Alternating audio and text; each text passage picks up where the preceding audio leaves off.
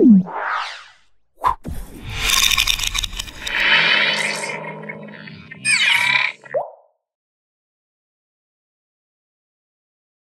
నేను మీ మాధురి. ఈరోజు మనతో పాటు ఉన్నారు డాక్టర్ సౌజన్య, గైనకాలజిస్ట్. Hello ma'am. హలో, నమస్తే. అండ్ సౌజన్య గారు, ఈ మధ్య కాలంలో ఎక్కువగా వెజైనా టైటనింగ్ సర్జరీ దీనికోసం ఎక్కువగా వింటున్నాం. ఈ వెజైనా టైటనింగ్ సర్జరీ అనేది మ్యాక్సిమం ఇప్పుడు ఉన్న వాళ్ళలో 50 ఏళ్ళు పైపడిన వాళ్ళు, 60 ఏళ్ళ వాళ్ళు చేయించుకుంటున్నారని. ఇంకొక మిత్ ఏంటంటే, ఇది అపోహనా లేకపోతే నిజంగా అది అవుతుందా అని అంటే, ఈ 50-60 ఇయర్స్లో ఉన్నవాళ్ళు ఈ వెజైనా టైటనింగ్ చేయించుకోవటం వల్ల వాళ్ళ లైఫ్ స్పాన్ పెరుగుతుందనేది ఒక మిత్తా లేకపోతే నిజంగా అలా జరుగుతుందా? రైట్. అసలు సీక్రెట్ ఏంటి? ఈ వెజైనా టైటనింగ్ సర్జరీ వెనకాతల ఉన్న సీక్రెట్ ఏంటి? దట్ టు 50-60 ఇయర్స్ ఉమెన్ చేయించుకుంటున్నారు అంటే అసలు దేనికోసం చేయించుకుంటున్నారు? Right. So, vagina as such మనకి సపోర్ట్ వచ్చేది మన పెల్విక్ ఫ్లోర్ మజిల్స్‌తో అండి. So, could it be any reason when this pelvic floor muscles weak అయినప్పుడు ఈ వెజైనా లూజ్ అవుతాం గానీ, లేకపోతే వెజైనాలోంచి ఆర్గన్స్ బయటకొస్తాం గానీ అవుతాయన్నమాట. వెజైనా నుంచి ఆర్గాన్స్ బయటికి రావటం. దాన్ని పెల్విక్ ఆర్గన్ ప్రొలాప్స్ అంటారనమాట. Okay. So first coming to vaginal weakness కానీ వెజైనల్ లాక్సిటీ అని అంటారు మెడికల్ టర్మ్స్లో, లేదా వెజైనల్ లూజ్నెస్ అని అంటారు. దిస్ ఆల్ హ్యాపన్స్ వెన్ ఆ ఇన్ అండ్ అరౌండ్ ఫ్లెష్ కానీ ఆ in and around musculature week అయినప్పుడు. ఓకే. ఏమేం కండిషన్స్లో అవుతాయి? First age related. As the age gross మన బాడీలో ఈస్ట్రోజన్ అనే లెవెల్ తగ్గిపోతుంది. ఓకే. ఎస్పెషలీ మీరన్న 50-60 ఇయర్స్లో మనకి మెనోపాజ్ అనేది హిట్ అవుతుంది ఉమెన్కి. అవును, అవును. ఈ మెనోపాజ్లో first and foremost hormone that drops is oestrogen. Oestrogen drop అయిన వెంటనే మనకి కొల్లాజన్ ఫైబర్స్ అనేవి మన బాడీలో డిగ్రేడ్ అవుతాం మొదలవుతాయి. అందుకే మీరు చూడగలిగితే మనకి ఫేస్లో వ్రింకిల్స్ కానీ బాడీ స్కిన్ లూజ్ అవుతాం కానీ సాగినెస్ ఇదంతా మనకి ఆఫ్టర్ మెనోపాజ్ ఎక్కువ అవుతుంది. సో ఎట్లయితే మామూలుగా బాడీలో మొత్తం కొల్లాజన్ తగ్గుతుందో even at the pelvic region collagen fibres అనేవి తగ్గుతాయి. సో తగ్గినప్పుడు ఏమవుతుందంటే ద ఫర్మిటీ ఆఫ్ ద అంటే ద రిజిడిటీ కానీ the firmness of the vagina కూడా తగ్గిపోయి లాక్స్ అయిపోతుంది, లూజ్ అవుతుంది అని అంటారనమాట. Okay. Age is one reason. Next oestrogen తక్కువ ఉన్న కండిషన్స్ లైక్ మెనోపాజ్ స్టేజెస్లో ఈ కండిషన్స్లో కూడా మనకి అది అనేది వీక్ అవుతుంది. Second most common thing is after child birth. Say especially after normal delivery women ఎప్పుడైతే బేబీని she'll try to push through out that same area vaginal area, అక్కడున్న మజిల్స్ మీద ఎక్స్ట్రా ఫోర్స్ పడి లూజ్ అయ్యి లాక్స్ అవుతాయి. Okay. So support of the vagina again మనకి loose అయ్యి అక్కడ కొంచెం అనాటమికల్గా కానీ అక్కడ మనకి వీక్నెస్ అనేది స్టార్ట్ అవుతుంది. ఎస్పెషలీ మీరు నోటీస్ చేయగలిగితే ఈ లాక్సిటీ అనేది mother who has been pregnant and delivered normally 2 to 3 times ఉన్న వాళ్ళకి లాక్సిటీ పెరుగుతూ పోతుంది అనమాట. ఓకే. సో అది ఒక reason. Third reason high wait ఉంటాము, లేదా ర్యాపిడ్ వెయిట్ చేంజెస్ లైక్ సన్నబడి లావబడి అట్లా బాడీకి ఓవర్ స్ట్రెచ్ అయ్యి స్లిమ్ అవుతాం రీజన్ కూడా సమ్ టైమ్స్ వెజైనా అనేది లూజ్ అవుతుంది. ఇవన్నీ కాకుండా life styles like smoking, alcohol, drugs addict, caffeine addicts వీళ్ళకి కూడా కొంచెం కొలాజిన్ అనేది తొందరగా డిగ్రేడ్ అవుతుంది. ఎస్. సో ఈ కండిషన్స్లో కూడా మీకు వెజైనా అనేది లాక్స్ తొందరగా అవుతుంది. ఓకే. అండ్ ఈ లాక్సిటీ అనేది ఒక 1 to 2 days అయ్యే ప్రాసెస్ కాదు. It starts over generally and మీరు చెప్పిన ఏజ్ అరౌండ్ 50-60 ఇయర్స్లో ఇట్ కమ్స్ అవుట్ అనమాట. ఎందుకంటే సపోర్టింగ్ మజిల్స్ కూడా పక్కకి they get a little weak. So ఈ వెజైనా అనేది ఇట్స్ అ ఎలాస్టిక్ థింగ్ అనమాట. కొంతమందికి even after normal delivery it gains backs it elasticity. So యూజువల్గా డెలివరీ అయిన మదర్స్కి లేకపోతే women who are about to reach in to their menopause state, లేకపోతే women ఎవరైతే మాకు లాక్స్ ఉన్న వాళ్ళకి మేము విల్ ఆస్ దెమ్ కొంచెం లైఫ్ స్టైల్ మాడిఫై చేసుకోమంటాం. Like simple thing, not to pick up heavy weights, క్రానిక్గా ముక్కుతూ motion వెళ్తాం, అట్లా ప్రెషర్ అనేది ఎక్కువ వేయద్దు అని అంటాం అనమాట పెల్విస్ మీద. ఓకే. అండ్ మదర్స్ కూడా ఎవరైతే డెలివరీ అవుతారో వాళ్ళకి కూడా మేము కొన్ని ఎక్సర్సైజెస్ చెప్తాం అనమాట. సో దట్ పెల్విక్ ఫ్లోర్ అనేది టైట్ అవుతుంది. Sorry for the interruption. Delivery టైంలో నేను నార్మల్ డెలివరీస్ అయిన వాళ్ళని నేను అబ్జర్వ్ చేశాను.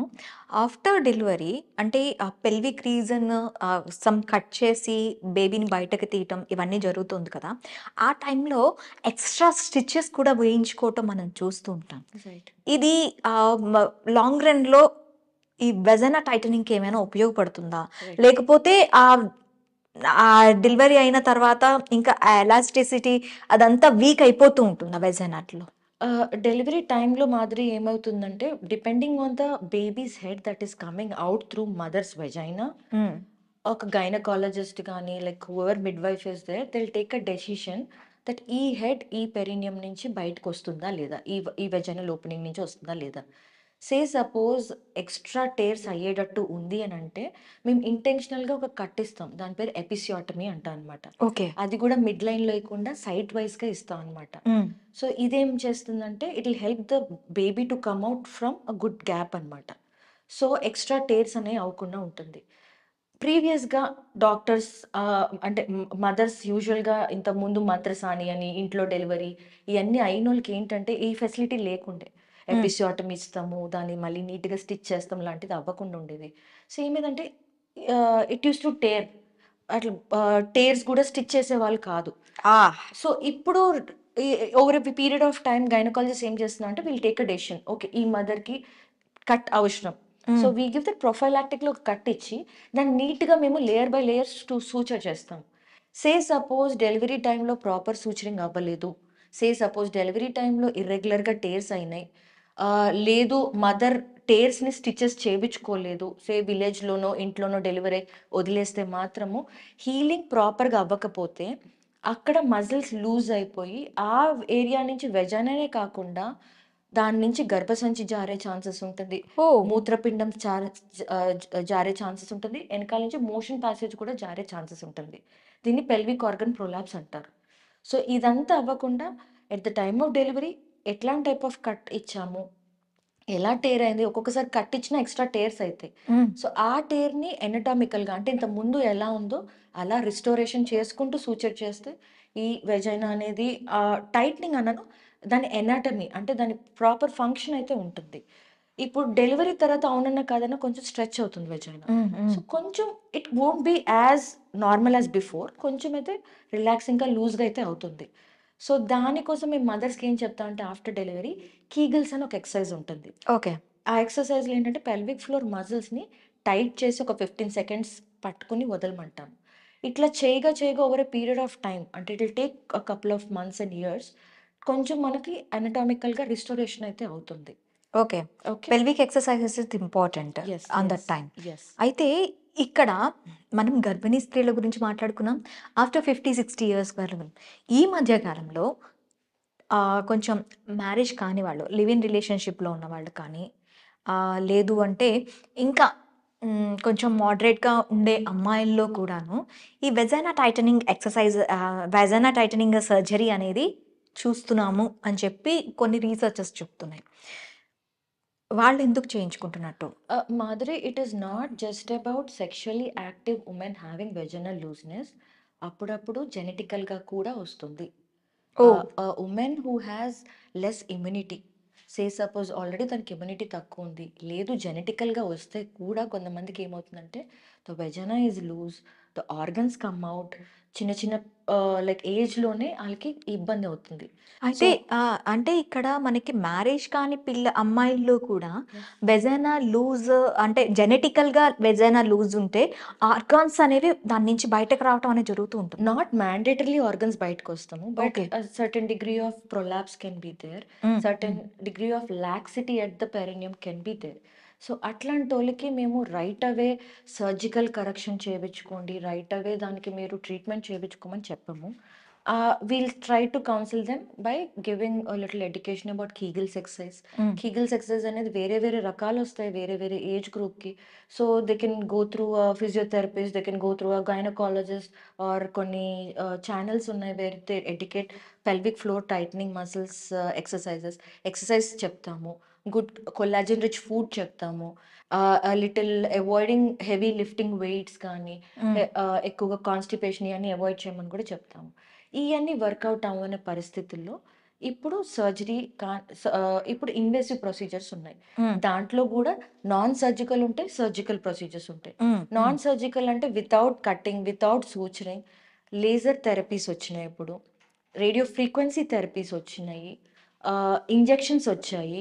So based on the condition of the patient, what she can do, what she exactly wants అని అడిగి ఒక కాస్మెటిక్ గైనకాలజిస్ట్ కానీ, లేకపోతే కాస్మెటాలజిస్ట్ కానీ, ప్లాస్టిక్ సర్జన్ కానీ, they'll take a call on it. Okay. Say బాగా లూజ్ ఉంది, where she'll require compulsory correction అన్నప్పుడు సర్జికల్ ఇంటర్వెన్షన్ కూడా చేయాల్సిన అవసరం అవుతుంది.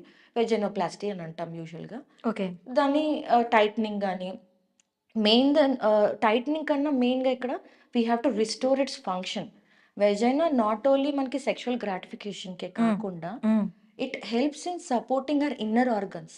దానిపైన మనకి యూట్రస్ ఉంది, దాని పక్కనే మనకు యూరినరీ బ్లాడర్ ఉంది, వెనకాలే మోషన్ ప్యాసేజ్ ఉంది.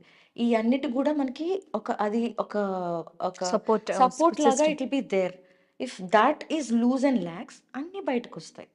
So it is important not just for cosmetical purpose, not for a point of pleasure point kuda.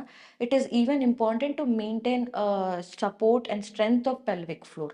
So అందుకే నార్మల్ డెలివరీ అయ్యే వాళ్ళకి, మెనోపాజ్ దగ్గర వచ్చే వాళ్ళకి, లేకపోతే హెవీ లిఫ్టింగ్ వెయిట్ వాళ్ళకి, లేదా ఆల్రెడీ ఎవరైనా కంప్లైంట్ చేశారు నాకు అక్కడ లూజ్ ఉంది, టైట్ ఉన్నప్పుడు వాళ్ళకి మేము కౌన్సిలింగ్ చేస్తాం అనమాట. ఎట్లా ఎక్సర్సైజెస్ చేయాలి, ఎట్లా లైఫ్ స్టైల్ మోడిఫై చేసుకోవాలంటే చెప్తాం అనమాట. అయితే ఇంకొకటి ఏంటంటే, సెక్షువల్గా ఎక్కువగా యాక్టివ్గా ఉన్న అమ్మాయిల్లో కూడా ఈ వెజైనోప్లాస్టీ అనేది ఎక్కువగా చూస్తున్నారు అని అంటారు.